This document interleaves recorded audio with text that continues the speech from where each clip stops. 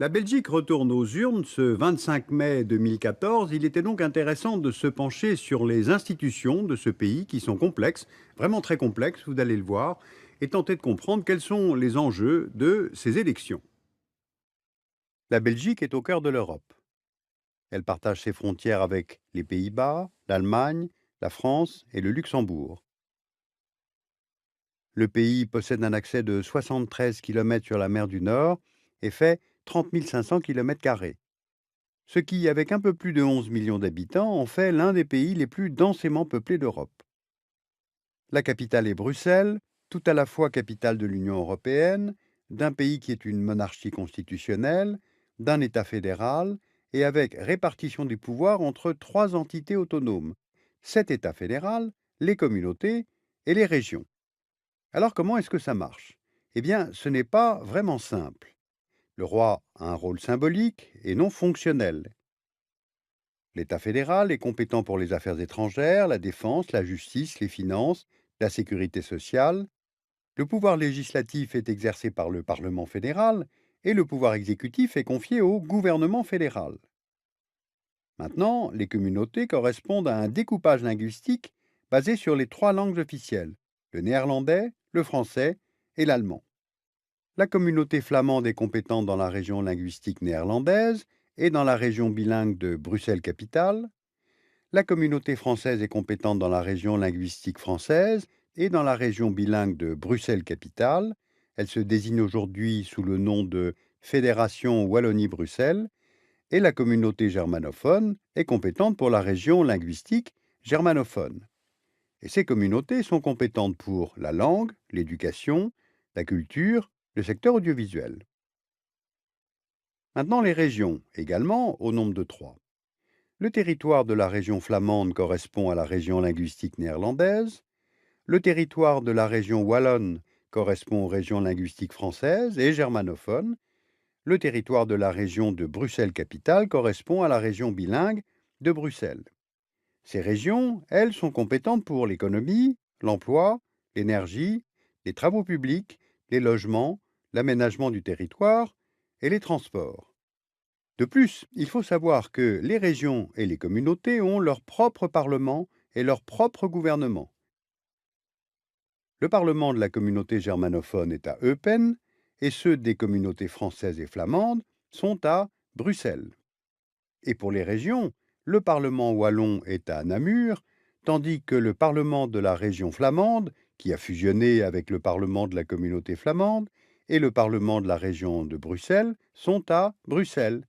Et enfin, Bruxelles abrite aussi le Parlement fédéral. Vous n'avez sans doute rien compris, eh bien c'est normal, ce n'est pas vraiment simple. Mais pourquoi alors vous donner toutes ces précisions? Eh bien pour vous faire mesurer que la Belgique est un casse-tête institutionnel avec 6 gouvernements différents et plus de 50 ministres. Et les élections du 25 mai 2014 portent sur ces trois niveaux.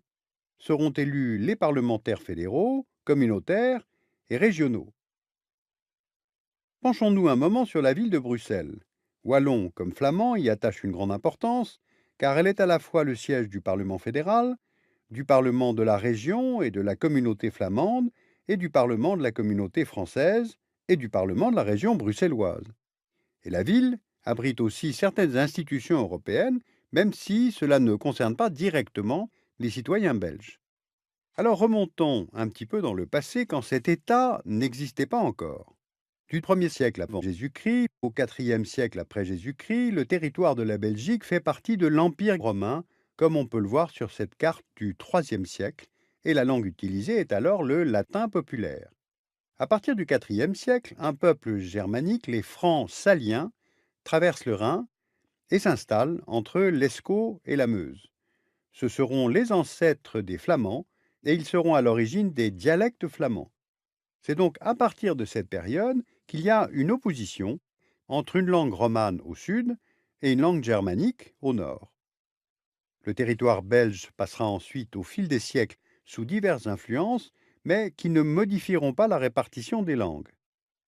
Et entre 1794 et 1815, le territoire de ce qui deviendra la Belgique est englobé dans la France pré- et post-napoléonienne, est divisé alors en 9 départements. 4 néerlandophones, qui formeront la Flandre, un bilingue, celui de Dille, et 4 francophones, qui formeront plus tard la Wallonie. En 1815, après le congrès de Vienne qui restaure le pouvoir des monarques en Europe, le territoire belge passe sous souveraineté néerlandaise. Mais pour une courte durée. Les Néerlandais sont protestants, Flamands et Wallons sont catholiques, et donc ils vont s'unir contre les Néerlandais. Ce qui donne naissance, en 1830, à une Belgique indépendante dont voici la carte. Le français devient alors la langue officielle par opposition au pouvoir néerlandais voisin, et parce que c'est alors la langue de la bourgeoisie.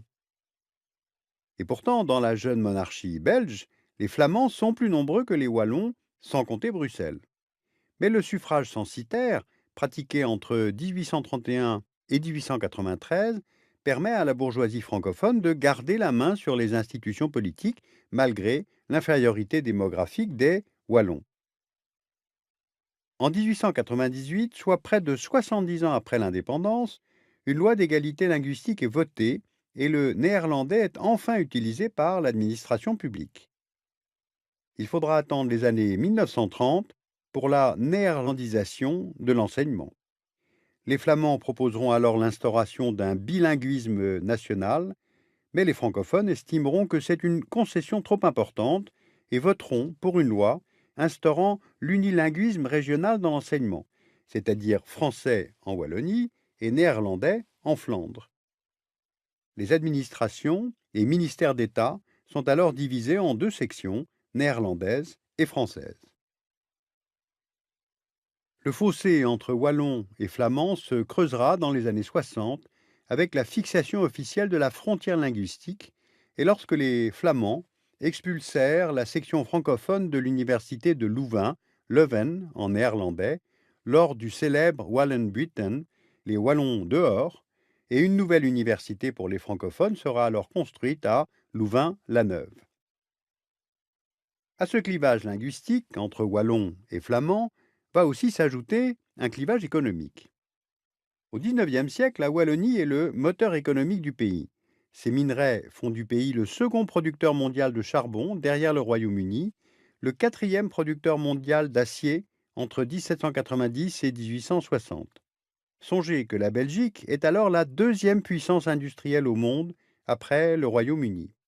La Flandre, essentiellement agricole, tire profit de ce développement économique car de nombreuses infrastructures vont être construites pour transporter et exporter les minerais. Citons par exemple, entre la Meuse et l'Escaut, via la Nette, la construction de nombreux canaux, ou bien celle du canal Albert, entre les ports de Liège et d'Anvers.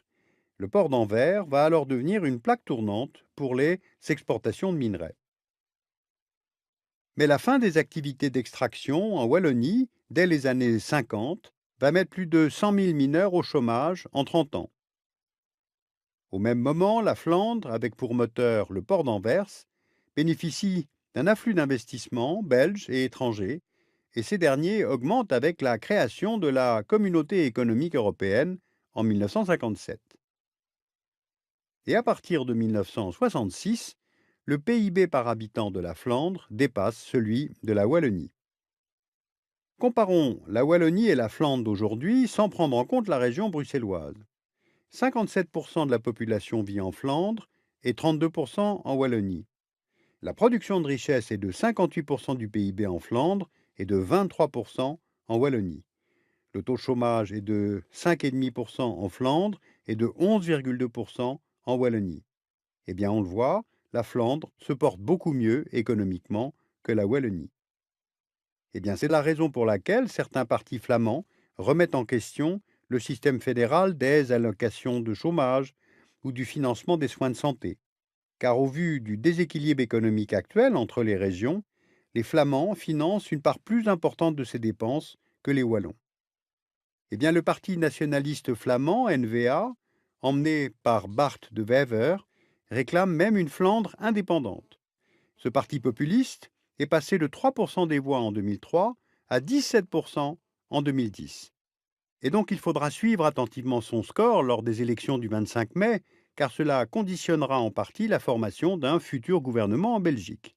Et un bon score de la NVA rendra difficile de ne pas faire appel à ce parti pour former un gouvernement.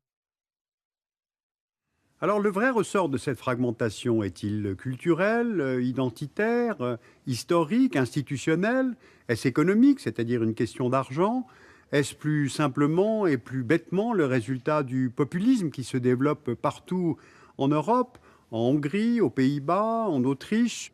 Les partis nationalistes catalans en Espagne sont de plus en plus écoutés. Demain, peut-être que l'Écosse voudra quitter la souveraineté du Royaume-Uni. En fait, ce nationalisme flamand est une menace pour l'unité de la Belgique, mais plus largement, c'est également un danger pour la philosophie de la construction de l'Union européenne. Alors, dernière chose, comme ces institutions belges, vous l'avez vu, sont vraiment très compliquées, c'est l'occasion pour vous de revoir cette émission en allant sur Arte plus 7. Cet accès est gratuit pendant une semaine. Sur l'avenir de ce pays, vous pouvez lire utilement la revue Politique étrangère qui, en 2013, consacre tout un dossier sur les États d'Europe peuvent-ils éclater, avec un article sur la Belgique, Stop ou encore, qui aborde les divers scénarios possibles pour le pays, l'éclatement, le fédéralisme ou le confédéralisme.